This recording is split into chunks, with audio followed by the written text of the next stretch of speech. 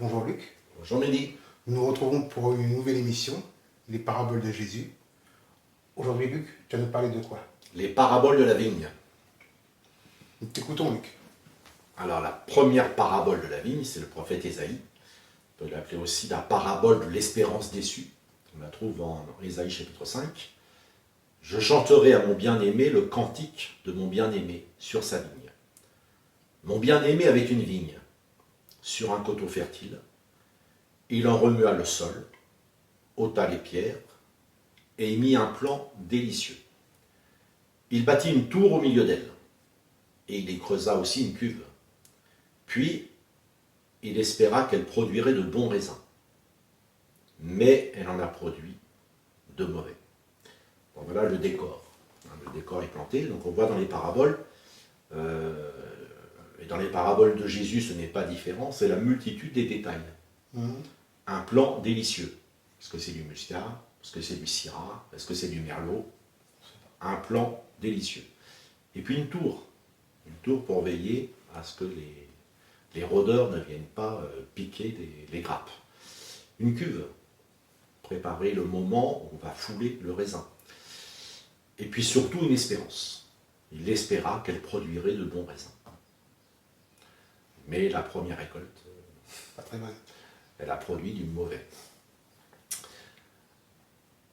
Maintenant donc, habitants de Jérusalem et hommes de Juda, soyez juges entre moi et ma vigne. Qu'y avait-il encore à faire à ma vigne que je n'ai pas fait pour elle? Pourquoi, quand j'ai espéré qu'elle produirait de bons raisins, en a-t-elle produit de mauvais? Je vous dirai maintenant ce que je vais faire à ma vigne. J'en arracherai la haie pour qu'elle soit broutée. J'en abattrai la clôture pour qu'elle soit foulée aux pieds. Je la réduirai en friche. Elle ne sera plus taillée, ni cultivée. Les ronces et les épines y croîtront. Et je donnerai mes ordres aux nuées, afin qu'elles ne laissent plus tomber la pluie sur elles. Terrible. Qu'est-ce que c'est tout ça Luc? La vigne, ça prend en quoi tout ça? C'est le sens de la parabole. C'est le sens de la parabole. Je veux bien. Mais quel est le vigneron qui va conserver une vigne? Je vais parler comme quelqu'un qui donne de la daube. Personne d'intelligent ne va s'entêter à cultiver un fruit mauvais. Alors là encore, la parabole accumule. Elle accumule toutes les choses qui vont être faites et on sent une rage. Derrière ça, il y a une rage. Il y a une rage. Alors bien sûr, c'est là que je vais en parler, parce qu'on pourrait s'imaginer, est-ce que Dieu est caractériel? Est-ce que c'est un crime passionnel? Parce que ça parle de destruction. Par soi-même, j'en arracherai la haie. Privation. Je donnerai mes ordres aux nuées afin qu'elles ne laissent plus tomber la pluie sur elles. Et même intervention d'un tiers, puisque j'abattrai la clôture pour qu'elle soit foulée aux pieds. Alors l'explication. La vigne de l'Éternel des armées, c'est la maison d'Israël. Et les hommes de Juda, c'est le plan qu'il chérissait. Il avait espéré de la droiture, et voici du sang versé, de la justice, et voici des cris de détresse. Donc l'explication, c'est pas que Dieu est frustré qu'Israël se comporte mal.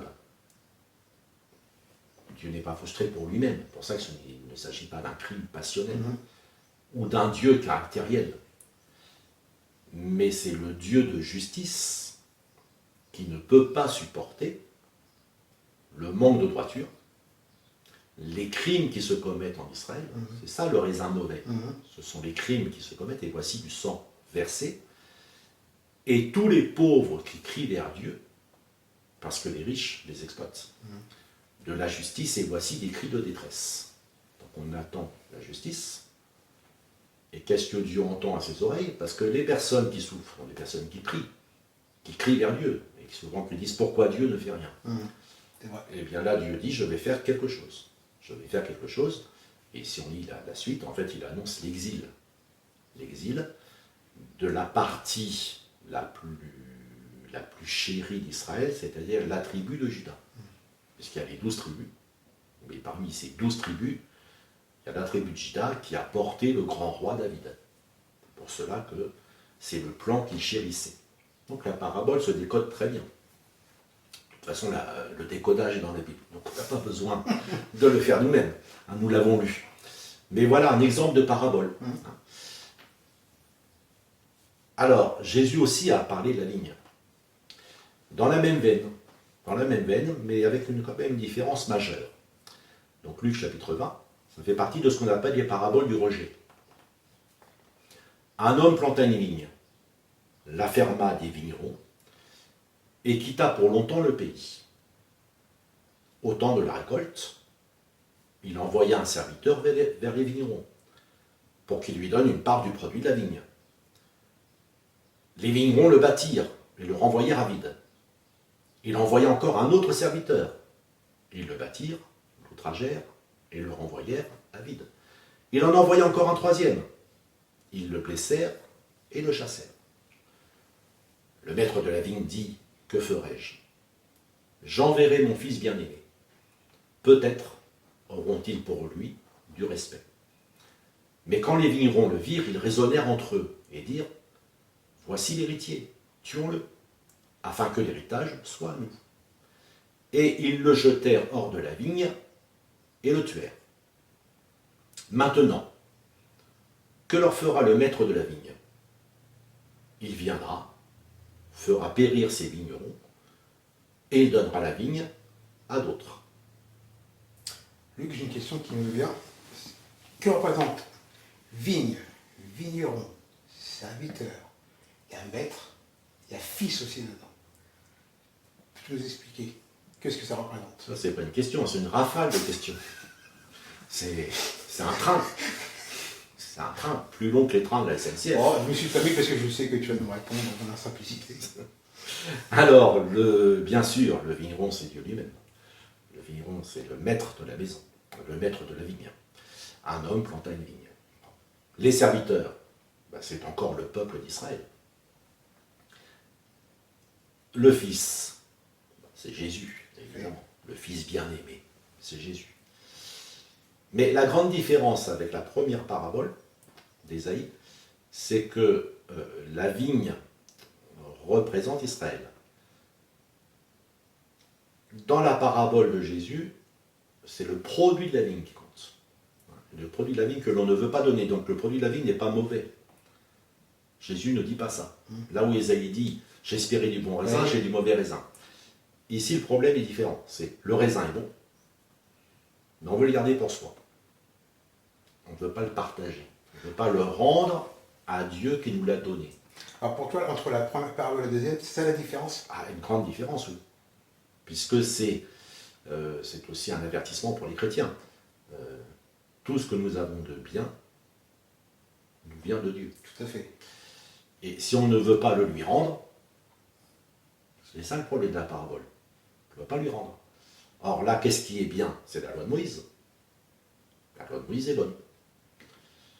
Mais Israël en avait fait une idole, chasse gardée. Et cette loi de Moïse, on l'a vu dans l'émission précédente, est devenue une tradition. Et on lui a mis toutes sortes de refleuritures. Tout à fait. Et quand Jésus vient, le Fils bien-aimé, pour dire, voilà le vrai sens de la loi, voilà à quoi conduit la loi, voilà l'aboutissement de la loi. Alors, ceux qui servent cette loi, les serviteurs, ils servent la loi. Et c'est ce que Dieu leur a demandé, dans un sens. Mais ils ne veulent pas rendre à celui qui a donné la loi le produit de la loi. Et le produit de la loi, c'est Jésus. Parce que la loi annonce le Messie. Et c'est là que ça clash. Mais comme on avait vu pour David, Jésus les amène à prononcer eux-mêmes un jugement. Lorsqu'ils eurent entendu cela, ils dirent « À Dieu ne plaise ». Mais jetant les regards sur eux, Jésus dit « Que signifie donc ce qui est écrit ? La pierre qu'ont rejetée ceux qui bâtissaient est devenue la principale de l'angle. quiconque tombera sur cette pierre s'y brisera, et celui sur qui elle tombera sera écrasé. Les principaux sacrificateurs et les scribes cherchèrent à mettre la main sur lui à l'heure même, mais ils craignirent le peuple. Ils avaient compris que c'était pour eux que Jésus avait dit cette parabole. Ils ont compris que c'est pour eux, mais ils n'ont pas compris que c'était pour leur salut. Et que s'ils s'étaient laissés interpeller par cette parabole, ils ne se seraient pas heurtés sur la pierre, c'est-à-dire Jésus, la pierre qu'ont rejeté ceux qui bâtissaient, qui est une autre parabole, dont Jésus répond une parabole par une parabole. Voyez. Et puis enfin, Jésus peut être dans la même ligne qu'Ésaïe, mais Jésus peut dépasser cette ligne. Et Jésus dit en Jean chapitre 15, « Je suis le vrai cep, et mon Père est le vigneron. Tout sarment qui est en moi et qui ne porte pas de fruit, il le retranche.